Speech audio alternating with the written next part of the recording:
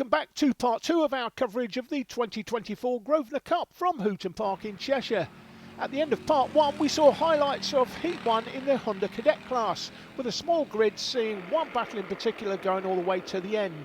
Tom Nichols overcame the early charge from Robin Ashton to secure the opening heat, with Heat 2 going exactly the same way in the top 2 places, but Evan Meller coming home in third from Joseph Cheetham this time. Sam Vout and Adam Batt were in a close battle for the minor places. All that meant pole for Tom Nichols in the final, a familiar place for the young man from Leyland in Lancashire. Here's a quick review of the highlights from that final, with Jake Sanson calling the early action. 2 wins in a row so far for Tom Nichols. Can he make it into a third? It's going to be an interesting one as he battles with Robin Ashton from the outset. Keep an eye out for Meller and Cheetham. Adam Batt and Sam Vout are obviously going to be factors in this one as well. So it's definitely going to be a strong race. Here we go. Nichols holds the advantage then off the line.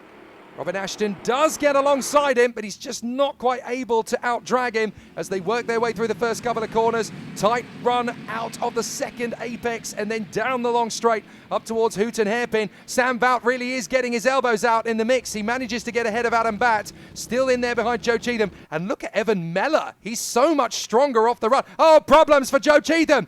Joe Cheetham and his hand in the air there. And it looks to me as though he's pulled off with a mechanical issue on the opening lap. So that is devastatingly unfortunate for Joe Cheetham. His arm was in the air, and I'm afraid that very much is game over. That's a real shock for Cheetham. He would have been battling for the top 3 in this one for sure. But out in front, Aston is doing everything he can to stay with Tom Nichols. He does not want him to get through. There is Joe Cheetham out of the race. Very unfortunate indeed for him. But how about that for a lap time on the opening run?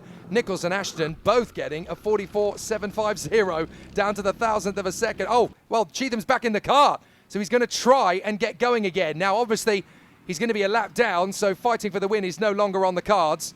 But he may as well get more experience, learn how to get underneath the skin of this particular kart, find some improvements, make some more pace, and figure out what will come next time. It's all about learning in karting. Winning is obviously a very nice feeling, but if you can't win, then you can certainly learn. What's that motto of the round table? Adopt, adapt, and improve. So Tom Nichols now starting to unlock the pace, 0.4 of a second quicker than Robin Ashton on the last lap. And this is what Robin Ashton didn't want, essentially. He didn't want to give Tom Nichols the opportunity to stretch his legs out front, because once he's got that raw pace unlocked, that's it. It's very difficult then after that point to see which way he went, because he gets smaller and smaller up the road in front of him. Fair play, though, to Evan Meller, 3rd position. This is a much stronger race pace from him. They must have made some adjustments to the tyre pressures, maybe a little bit of an adjustment on the setup as a whole, because Meller is looking so much more confident in the kart in the final than he was in the previous heats. Not that he was looking poor, but he certainly seems to have kicked it up a gear. Lovely to watch Tom Nichols go through turn 2, really running the gauntlet on the limit of adhesion. He's got the pace now in front of Robin Ashton and Evan Meller. In the background, that's Adam Batt. He's battling it out with Sam Vout. And then a lap down, of course, that is Joe Cheetham, who should still be able to get there and bring it home, but albeit a lap adrift. Tom Nichols, though, in a class of his own out in front. He is absolutely the master of his own destiny here at Hooton Park in Honda Cadet, having a wonderful time out in the lead on a comfortable Sunday drive. That was pretty much all she wrote for this one. By the flag, Tom Nichols with the fastest lap took the win. Robin Ashton would come home in second once more. 3 second places for him on the weekend. He was followed in by Evan Meller, a 3rd place in his very first Grosvenor Cup. Adam Batt finished the weekend with his best result. 4th place in the final from Sam Vout. Joseph Cheetham's disappointment with a rare mechanical issue in this class, but gaining valuable experience in the process.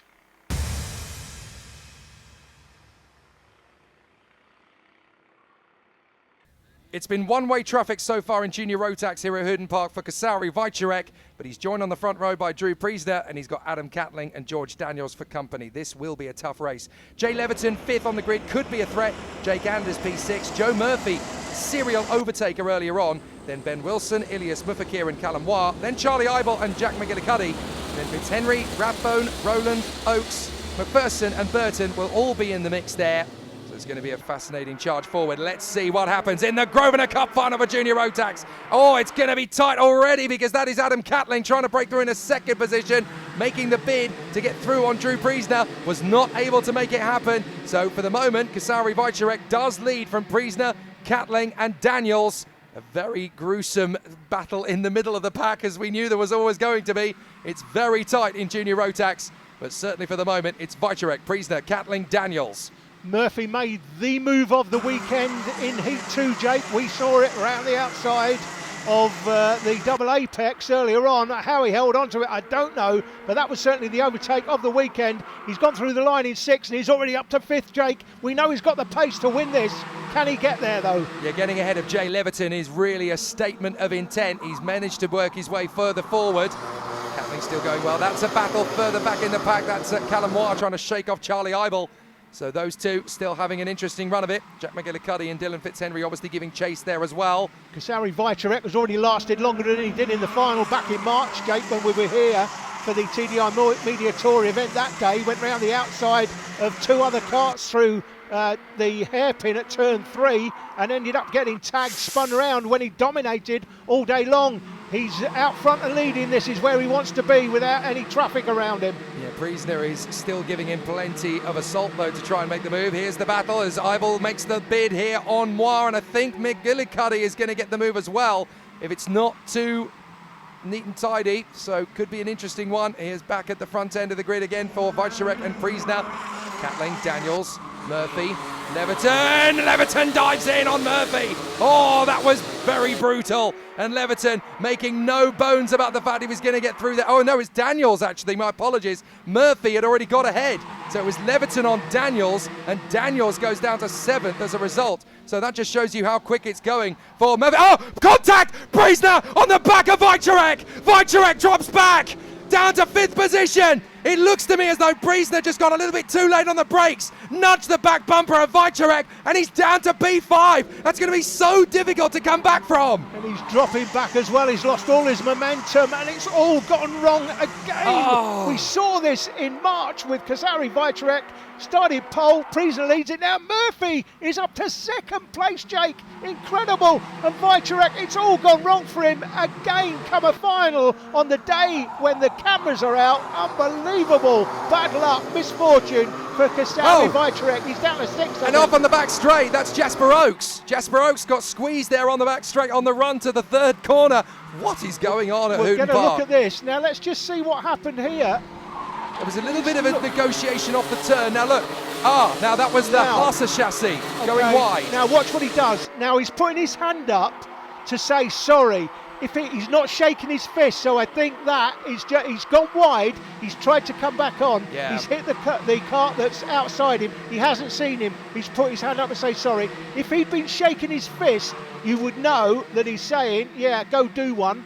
But he's not. He's basically saying sorry about that. Yeah, obviously, unintentional. Yeah, and I think maybe the officials will take a view on it. It's further back in the field, but unfortunately for the driver that was impacted. Yeah, unfortunate for Jasper Oakes. He came off worse, but at least Callum Moir was apologetic about it. He didn't mean to do anything untoward. But how close is this for Joe Murphy?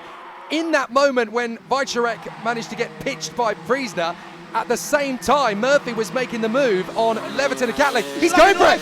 No way! No way has Murphy worked his way through from the mid-pack in Heat 2 to come to the lead in the final. I say it's unbelievable. It's not unbelievable because we know he's got a lot of pace. Just look at what he did in the earlier heats. All right, didn't have the best result by the flag, but we know he was super quick, and he's come from behind. Started, I think it was on P7, he went through the line in 6th, he was then through the line next time in 5th, and he's basically, with the incident with Wojciech, he's ended up in 2nd, and now Jay Murph leads it.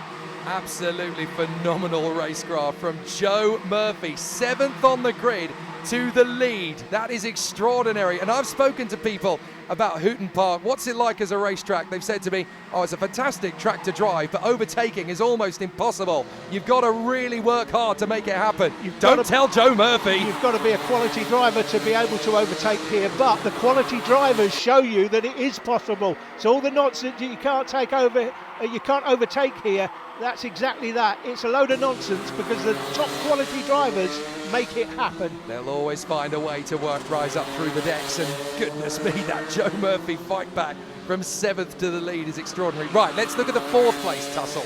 Catling, Anders, Daniels, there they are on the drone. And this is going to be a tricky one to settle because Catling, with the 1 plate obviously, very big reputation coming in, but he's got big pressure from Anders and Daniels, who will both feel that they've been essentially run out of road in terms of the freneticism of the battle in the midfield. They could have had opportunities to be top 3. They do not want to be sat here behind Catling too much longer.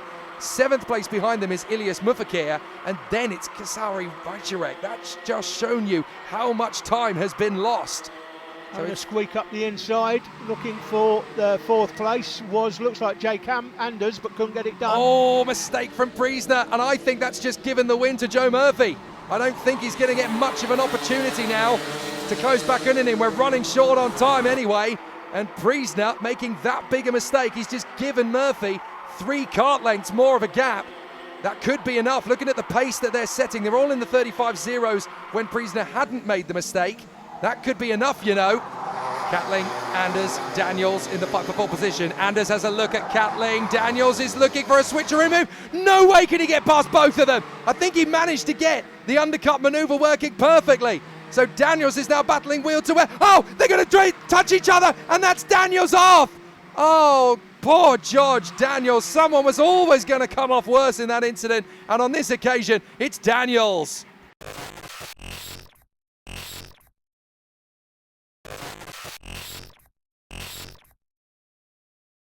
We're into the last lap then of the Grosvenor Cup final in the junior Rotax class, and if you'd have said to me going into this race that the man who starts 7th on the grid was coming through to the win, I would have said, yeah, that's a bit of a tall order. I think you're barking up the wrong tree there, mate. But not if your name is Joe Murphy. If you want to win, you'll dig deep, you'll roll up your sleeves, and you'll put in an amazing charge to come through for the win. That's one of the drives I've ever seen at Hooton Park. Amazing. Joe Murphy gets it from Priesner and Leverton. Yeah, Jay Murph gets it done on the day. Great series of performances. Not the best in the heats, but brought it all out in the final. And what an incredible final lap from Ilias Mufakir. He came through for 4th position. So an amazing result for him ahead of Kasari Vajcharek, who'll be bitterly disappointed with only P5 from his point of view. Jake Anders P6 ahead of Adam Catling and Ben Wilson. Charlie Eibel and Jack McGillicuddy were able to work their way into the top 10 through other drivers' misdemeanors. But Joe Murphy, the class act, up 6 to the win.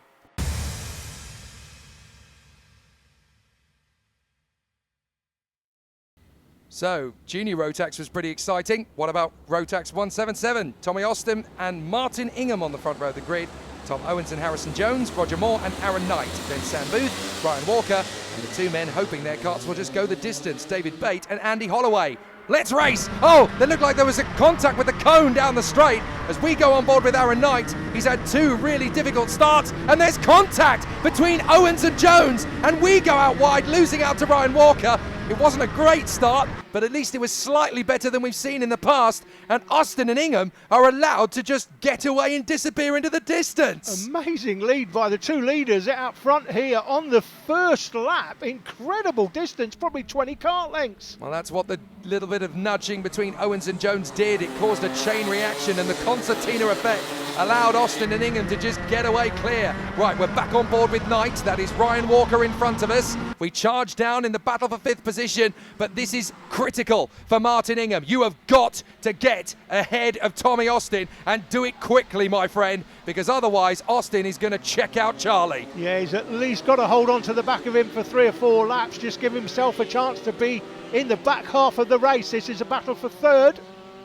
Big twitch from Ingham as he went through the second of the apexes. Here goes Walker into the chicane. Well, that was brave, and it worked. Very nicely done, as now Jones is trying to come back at him. Aaron Knight could get a run coming off the final turn down the straight. And look, Tommy Austin has already started to open up the taps on Martin Ingham. This could be an absolute slam dunk for Tommy Austin. He's already stretching away from Martin Ingham. This is exactly what the man in 2nd place didn't want. So 3rd position then, we've got Ryan Walker very much hunting down Tom Owens in 3rd position. His kart is a very unique colour scheme, which even we can pick out from the drone, the red and yellow. For a while, when watching his kart, I thought it was the DAP colours, which of course have come back to the world of karting in Europe. You do see the vintage DAP racing colours that were made famous by the likes of Fullerton, Senna et al. They've made a bit of a return of late, but it's a very unique livery, the Gillard colours that we see from Ryan Walker's kart. I'm fairly sure that is the Gillard chassis colours. It certainly looks like the correct livery to me. But in behind Tom Owens. Owens is trying to keep this together in the Haase chassis, working his way forward. This is not going to be easy to shake off Ryan Walker. Not many drivers out there will be as determined to get through into third position as Ryan Walker can be at the best of times, especially after two very frustrating heats for Walker. Now he finds himself in fourth position with a great chance. Tommy Austin literally lives within 10 minutes of the race circuit here in the beautiful town of Ellesmere Port, known for many things, including being the headquarters of Vauxhall, which is literally a stone's throw away. Yeah, well, from the drone you can see it. It's at the other end of the circuit. This is looking the wrong way. You can just about, well, you can't make it out from there, but just beyond the track there, the other side of the road is effectively, well, there's a new set of buildings there, but that's where the old Vauxhall plant, well, it still is, but it's a little bit further away now. Yeah, at least 4 of the cars I've owned came out of that particular factory. I don't own any of them anymore, though, so can't really claim to still be a Vauxhall owner, but I have been. There is the building in question. Right, Ryan Walker charging after Tom Owens. Owens is just finding little moments here and there to be able to just get that gap up a little bit. And you don't even need to pull out a big gap over your rival in this kind of battle. You just need enough that when he gets on the brakes, yeah, he's right in behind you, but you're going to hit the throttle before he does. So the momentum switches back in your favour. It doesn't matter what he does. Oh, there's a problem with Walker's side pod.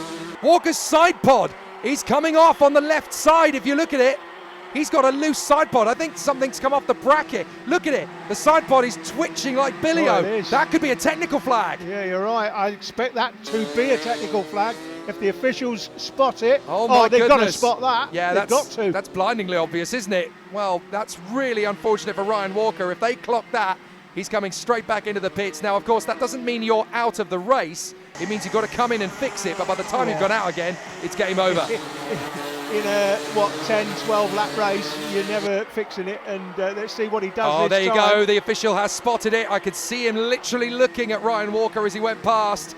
So I've got a feeling that the days are numbered for the Gillard chassis in fourth position. That's bitter disappointment as well for Ryan Walker, because that's out of his control as well. There's nothing really he's done wrong there, but it's so easily done. These karts are really stretched to their limit when they go over a curb, when you battle wheel to wheel with another driver. All it takes is the slightest of love taps and something can come off. I mean, yes, at least it's only the side pod and it's not the rear bumper, which would be even more dangerous.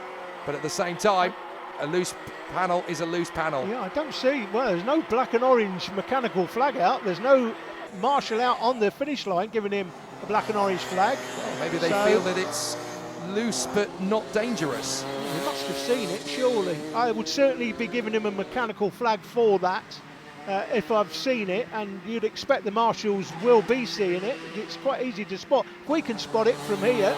Oh, there he goes! There you go! My goodness, the side pod actually parts company from the car. Wow. Well, if you don't spot that, you're not watching the race properly. Well, they've got to spot it now, sure. Yeah, you can actually see the marshal. You can see the marshal on the post getting the technical flag ready. Well, this is, of course, what the karts used to look like. This is what they were back in the 70s and 80s. Yeah, this is what the sport was like. Yeah, they didn't have bodywork. So you could argue that, well, it's only like it was back in the day, but you're supposed to have bodywork in place, and he hasn't, and I'm pretty sure. Well, is a marshal out on the finish line? There is a marshal there. He's got to give him a black and orange flag this time, surely. So down the main straight, Tom Owens in third position, and they are preparing it. They're having a conversation. Yeah, the marshal has got a technical flag in his hand. I think they're just awaiting. Not shown him it, though. Well, I think they're just awaiting confirmation of number, maybe, because Ryan Walker's number is not the clearest, I have to say, because he's had a couple of moments here and there. Oh, he's going to make the move for third position on Owens. Now, Tom Owens is going to be quite annoyed at this. Look, he hasn't even got a side pod in his car. He shouldn't even be racing me. Well, he'll be annoyed if he gets past and then he sees it and then he doesn't get a flag. But anyway, Owens still got it at the moment. Last lap.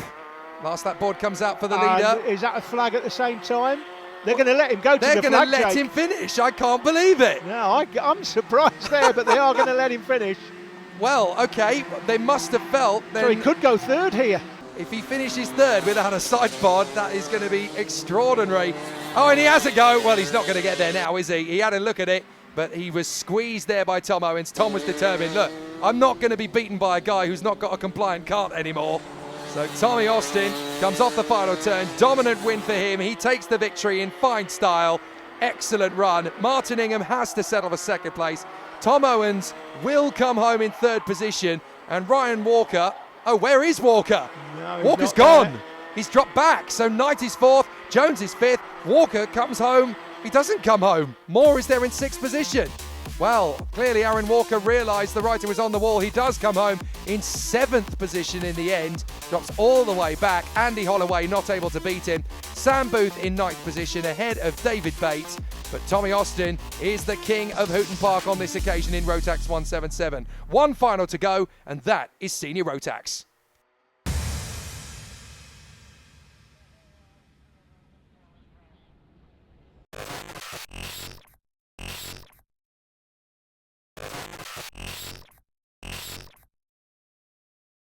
Time then for the last Rotax race of the Grosvenor Cup, and that is the Senior Rotax final. Jack Hayes-Roberts versus James Ollier, with Robbie Rathbone thrown into the mix. Bring it on. Jack Pearson, Adam Cerner, Zach Boker, James Eyre and Jake Stabley will want a little bit more than just the pickings. Max Lorna-Bennick, Jacob Stott, Callum Stevens and Ryan Proctor. Let's go to battle and let's charge for turn one. Who's going to get there first? No way! Round the outside, James Ollier absolutely stuns Hayes-Roberts. That was an incredible move to get into the lead of the race there. Phenomenal from Ollier. And looking at the pace we've seen from him already this weekend, Ollier may not be beaten from that. That is an astonishing overtaking move from Ollier into turn one. Big battle going on in the midfield already, Jake. I say in the midfield, it's basically, what, fourth onwards, yes, because the three out front are the three normal players. It's Ollier from Jack Hayes-Roberts and Robbie Rathbone. Here come the rest. Cerner, Pearson, Boker, Staveley, Eyre and Lorna Bennock.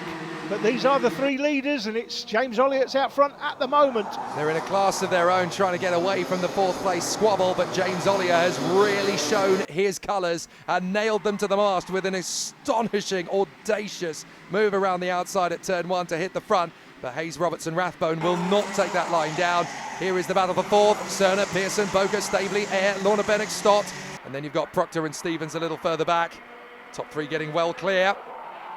Nothing between them in terms of lap time pace either. Jack Hayes-Roberts, though, set the fastest lap that time, about 0.04 of a second quicker than the race leader. Nothing to choose between them. This should go all the way to the flag, Jake. I think it well could do, because if Robbie Rathbone has been smart again, because did you notice at the end of the second heat? He's looking after his tyres, that's for sure. This is what well, you've got to use your tyres up now because the trophy depends on it. So now fourth position is very close indeed between Cerner, Pearson, Boker and Staveley. James Eyre's got pressure from Lorna Bennock again. Down the straight. For my money, the man with the best tyres here is going to be Robbie Rathbone in third position. He was the one who backed down and basically allowed Jack Hayes-Roberts to be catchable towards the end of the previous heat. But he didn't work his tyres anywhere near like the leading two drivers in front of him. So his tyres, you can actually see it there from that camera position. His tyres did look in better condition than Ollier and Hayes-Roberts. There was certainly nowhere near as much graining on the compound. So I think Rathbone may have the best tyres of the three. Can he maximise it? Meanwhile, we've got Staveley and Eyre having a great duel, the two Cosmic racers. Into the first corner, three drivers sliding through turn one, looking like something out of Fast and the Furious Tokyo Drift. On the back straight, up towards turn three, the Hooton hairpin. And again, Rathbone actually looks the smoothest of the three. It's that cautious running on the tyres earlier on. It could come back to him. Look at this here, 4, 5, 6, 7, 8, 9. Nothing to choose between them. This is that battle, headed by the man in fourth place, Adam Cerner. But they're queuing up behind. Pearson's getting impatient in P5, isn't he? Hopping over the curbs, trying to make sure there's enough rhythm. And as they hold each other up, here comes Zach Boker. Come on, Jack, if you can't get through, I'll have a go. This is getting properly good now. Worth pointing out, Jake, that Rathbone in third place, much closer at this stage than he has been in the heats at this stage. Oh, a bit of an issue there for Jack Pearson. He runs out wide and nearly cost himself the place. Whoa! Almost went for it on Adam Cerner in a proper tank slapper of a slide. But he was so busy banging his fist on his steering wheel in frustration that he almost went into the back of Cerner. He needs to concentrate. Here they come again, 4, 5, 6, 7, 8, 9. 10th and 11th. All the way down to Ryan Proctor. Incredible that this race still has so many dimensions left in it. It could go anybody's way. Cerner with a bit of daylight now between himself and Pearson, with Boca threatening. And again, that Rathbone, he's comparable on pace. He's a little bit slower, but not by much. He's out of it now. He's hoping just the same position, and these two to have some sort of tango. Cut off and into the barriers. Now, who's that? That's Jake Stavely. Stavely's got off there, pitched himself around, and the Cosmic is going to rejoin, but he will come back on at the back of the field behind Callum Stevens. You kind of expected in a battle that close that somebody was going to get spit out to the sidelines, and unfortunately it was Jake Stavely. Very unfortunate. Yeah, it's close out front though. These are the two leaders. It's again as pretty much as it's been all day. Ollie from Roberts and Rathbone's fallen back again. Yeah, you're right. Rathbone Robbie's is basically got generally more pace than this, to be fair. I mean, he's one of the nicest guys in karting, Jake, I can tell you. He's a lovely, lovely lad. If you want to come to Hooton Park, you've never done a lot of karting before, and you want somebody to give you a little piece of advice, he'll always be there with a smile to give it to you, give you any sort of help, whether you're a cadet or a senior driver. Robbie's the man to go to. Lovely, lovely lad. And that's what sport is all meant to be about. You're meant to be as much of a community as you are a competitive field of drivers. Look at that, the top three have checked out to the space of the back straight on the fourth position battle. But just reflecting on Rathbone's tactics, it just looks to me as though he's just backed out. I just don't think he's had the pace in the kart this weekend. We know he's certainly as quick as the two drivers out front, but sometimes your kart's just not, for whatever reason, it's just not right on the day. Yeah, maybe he's got to hope that Ollie and Hayes Roberts get into the battle, and then maybe he can get back in. Yeah, possibly, but I just think he's too far behind, Jake. I don't think he's going to close it from where he is. What a battle this is, though, for fourth place. Yeah, Jack Pearson's really getting impatient now. If they can't make the podium, then bragging rights will have to do. Coming from a long way back for sixth position, that's James Eyre, desperately trying to get through on the inside of Zach Boca. Had to back out of it in the end, but not for the want of trying. He's definitely got his sleeves rolled up. Jack Pearson again trying to attack Adam Cerner as they go through the S's, and somebody throw it up the inside. Certainly not at the final turn, down the main straight. This is where Jack Pearson's going to get a chance. He's going to draw level. Adam Cerner's got to leave space, but he's not level enough, and that's going to concertina effect him back in. Pearson lucky to get away without losing the place to Zach Boca there, to be honest. And now Eyre could have a chance up the inside line himself. It's stalemate. What a battle. Yeah. Great battle here for fourth place. We've not seen much of what's going on with the leaders. James Ollie is still leading it, by the way, from Jack Hayes Roberts. Ollie has set the fastest lap last time. Adam Cerner's got to be careful that he leaves the door that wide open. It is the last lap, you're right. But Adam Cerner's got to be careful. You don't want to leave. Oh, and up the wheel come off. Wheels come off in the final turn. Now that looked to me like Zach Boca. Zach Boca lost the wheel in the final corner. He does indeed. And he's in the barriers. That is devastating for Zach Boca.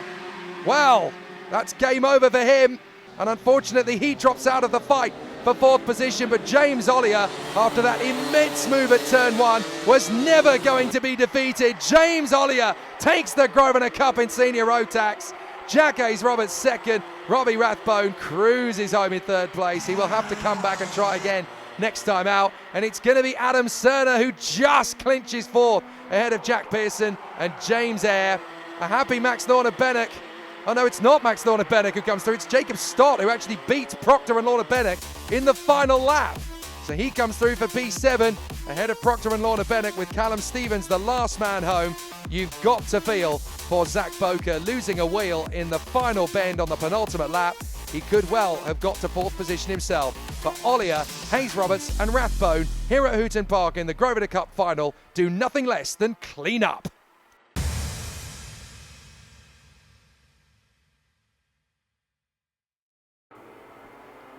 In the other classes, the best of the action in a mixed grid of InterMax, MicroMax and WaterSwift drivers saw a Heat 1 early battle between Ryan Wheatley on a MicroMax and Ruben Gore on an InterMax. Wheatley held the lead for much of this one before Gore made his move for the lead, following which he would establish a firm advantage and win comfortably by the flag. Albeit that Hakeem Batt would come back to finish second with Wheatley third. There was a battle further back between Ethan Taylor and Hector McCormick using different engines on the day, harking back to the 1960s when there were races for seniors featuring the likes of Ayrton Senna and Terry Fullerton in the same karting team, but in the days when drivers used a brand of engine of their choice rather than what we see today, where we pretty much see one-make engine races. 0.04 of a second was the gap between Taylor and McCormick by the end, with Taylor's Water Swift engine coming out on top of McCormick's MicroMax engine. The Heat 1 result looked like this, with Ruben Gore, Hakeem Batt and Ryan Wheatley in the top three. Taylor and McCormick were at it again in Heat 2, battling for the minor places, but again these battles are important moving forward, as it may be a battle today for a minor place, but the experience gained sets drivers up for future days when these battles are for the lead and maybe a championship. It would all go McCormick's way with this move down the inside across the start-finish line for 5th place, which he would hold on to until the end. However, out front, a really interesting battle going into the last lap between Ruben Gore, the winner of Heat 1, and Hakeem Batt, who was some 2 seconds behind at the end of that first heat. That wouldn't be the case here, as they came through the Wilson S's for the last time, out through Stanlow. They would go across the line for the Heat 2 result, just 0.3 of a second splitting the pair. 2 seconds after the first heat, 0.3 after the second heat. It all looked at this stage like we were going to have a battle royal in the final. Ryan Wheatley it was that came home in 3rd place. William Spencer in 4th from the aforementioned Hector McCormick, and Ethan Taylor rounding out the field. The watching crowd were excited for the final, and it all looked great until this incident, with Hakeem Batt spinning himself out after just setting the fastest lap on the previous tour. Unfortunately, that would be all she wrote in terms of the battle for the win. In the battle for the MicroMax trophy, it was Ryan Wheatley in 3rd place. Here he comes through the S's, followed there by William Spencer and Hector McCormick. They would battle all the way to the line, and in the end it was indeed Ryan Wheatley who would come out on top. He was delighted about that in the battle for MicroMax honours. Ruben Gore would take the InterMax crown from Hakeem Batt. Ethan Taylor rounded out the field as the only man on a Water Swift engine.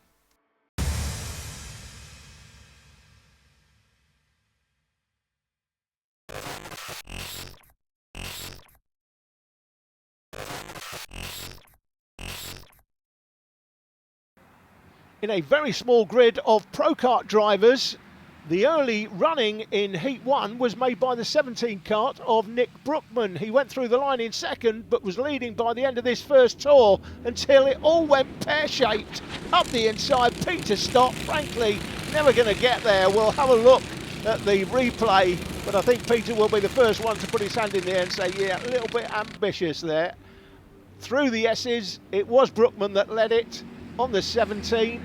And here comes Peter Stott up the inside. He's on the grass. Nick Brookman on the 17, minding his own business, gets unceremoniously dumped out through the final turn.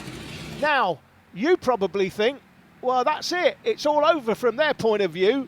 I can tell you now, don't go and make the tea. Jake Sanson called the rest of the race, with Kart 26 under investigation by the race officials for driving standards. Chris Taylor then being given the opportunity to disappear and hide after the incident between Stott and Brookman. Stott obviously being very brave to try the move on Brookman, but he's going to come back at him to have another go by the look of it. Yellow flags into turn 1. So Brookman and Stott are going to renew this. Oh, we've lost the leader. Taylor's gone. Taylor appears to have gone. So what's happened to Chris Taylor? He's gone for it, and now Stott is going to make his bid on the inside of Brookman. They're going to go side by side for what is now 3rd position, because Jim Rutledge is your leader. Wilkinson is in 2nd place. So these two are now battling over 3rd by the look of it.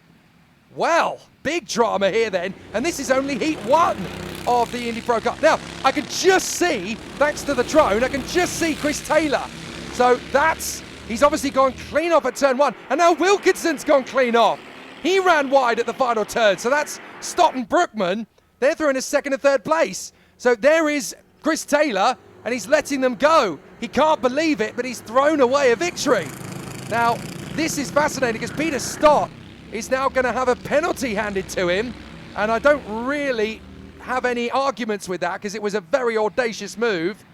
So Chris Taylor is a lap behind, following behind Jim Rutledge, but he wants to get back on the lead lap if he can, because in a race like this, you never know what's going to happen, especially now that Peter Stott has got a post-race penalty that'll be applied to him, because there's a chance here, a very outside chance, but Chris Taylor, if he unlaps himself from Jim Rutledge, he might just be able to grab a top 3 finish.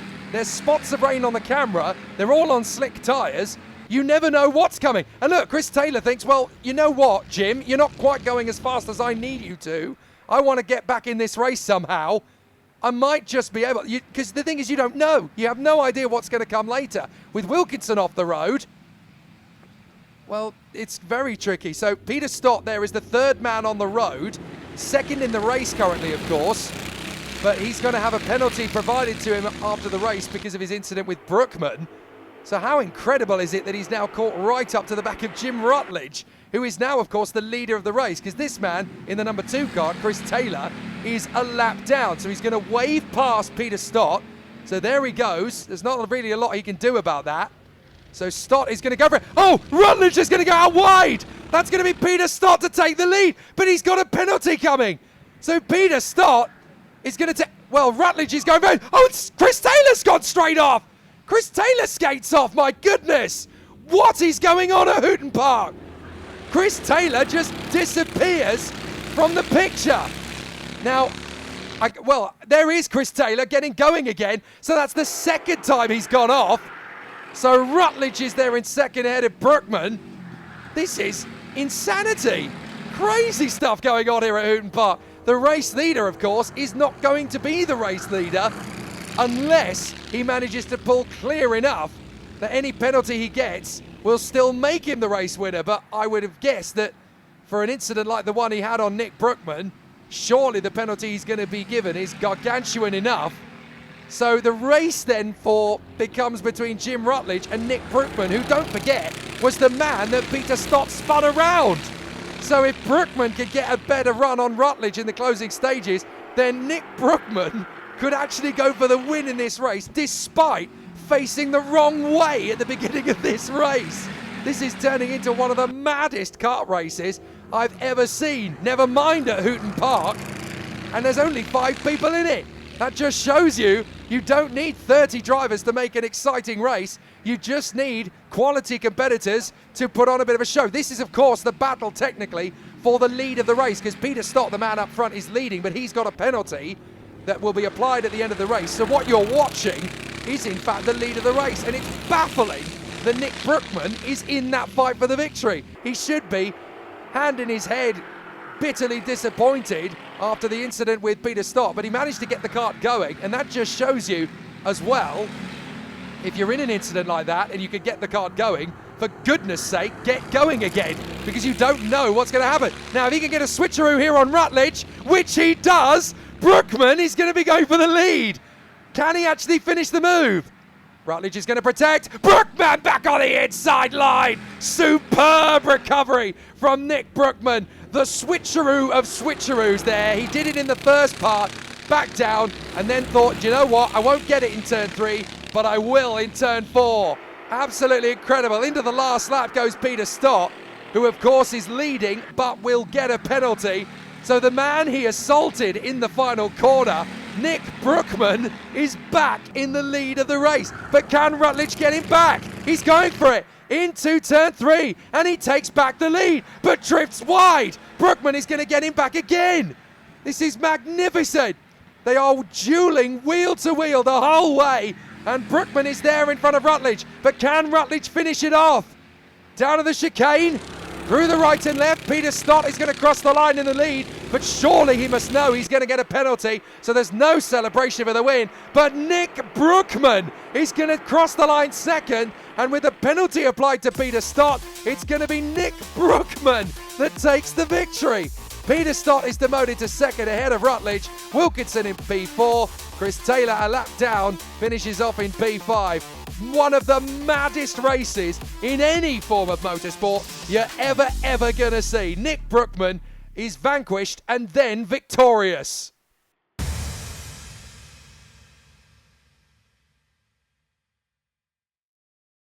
Heat 2 would prove to be the Pro Kart race of the day. Here's the race action with Jake Sanson. Grid positions based on the finishing positions in Heat 1. Let's race at Hooton Park. Good start for Brookman. Stott is going to slot into second position. Good start as well from Rutledge. He gets in front of Wilkinson, and Chris Taylor just has to hang back for the moment. Stott is already having a think about Nick Brookman to try and get the lead. The last time they met, of course, wheel to wheel for position. It ended in tears, although I suppose the tears turned to joy by the end. Round the outside, Stott trying his best, but Brookman is holding his nerve. Don't forget, Chris Taylor led the race last time before he threw it off his own work as he goes up the inside from 5th to 4th. So Taylor now trying to get back into position, give him a chance to win this. He led going through turn 1. Had some sort of incident between turn 1 and 2. He was off and then crashed again later in the race. Yeah. So we know he's got pace, but can he get in position to challenge for the win here? Certainly looked like he had problems with his kart in the earlier heat, didn't it? And now he's managed to get it together by the look of it. Brookman having to go defensive on Stott. Peter Stott really trying his chances, but Jim Rutledge has got a run on them as well. Here comes Stott on the inside of Brookman. That's how you get a clean overtake, Peter. That was much more like it. But he turns across on Brookman to stop the switcheroo. Look at Taylor charging through first! Oh my word! Chris Taylor! Unbelievable! He used the concertina effect. Rutledge was slow out the turn. Got him for third. Got the momentum on Brookman. Got the momentum on Stott. He goes from 4th to 1st in seconds. Well, I can't believe it. I thought we saw the overtake of the weekend earlier in the junior race. That's just supplanted it. Chris Taylor, that is the overtake of the weekend. I think that's the overtake of the circuit's history. Incredible. I've never seen anything that spectacular at Hooton Park. That's a monstrous move. Did you see the smile on his face there, Jake? Through that dark visor. Yeah, you can see the smile. You can see his big white teeth shining. He's loving it. Chris Taylor is never going to make an overtaking move as good as that ever again. That is absolutely astonishing. Meanwhile, Brookman is trying to shake off Jim Rutledge while Nick Wilkinson watches it all unfold. And he must have seen that. He had the best view in the house. Nick Wilkinson for that move. He would have said, are you kidding? How on earth has he gone from 4th to 1st? Peter Stott set the fastest lap now, though. So Stott's got it all together. So the man in second, now the fastest man on the track. Not much between them.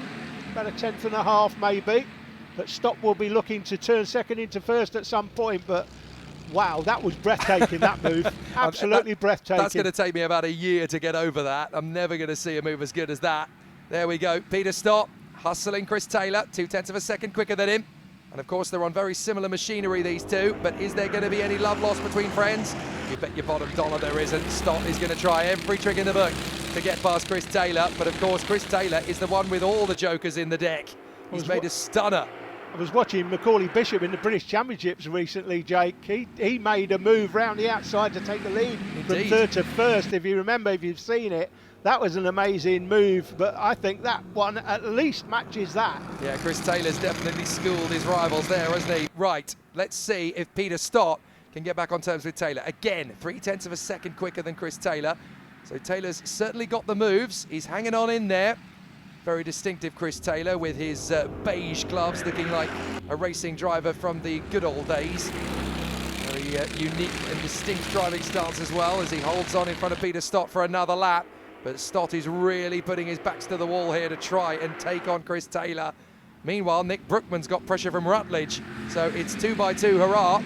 Battle for the lead, battle for third, and it could go either way, Yeah, if you've done any corporate karting, party karting, whatever it is, on an indoor circuit or outdoor circuit, these are the sort of karts, I say sort of karts, the sort of karts that you will be used to driving. However, these are like corporate karts on steroids. Yeah, they are certainly turned up to 11, as they would have said in Spinal Tap.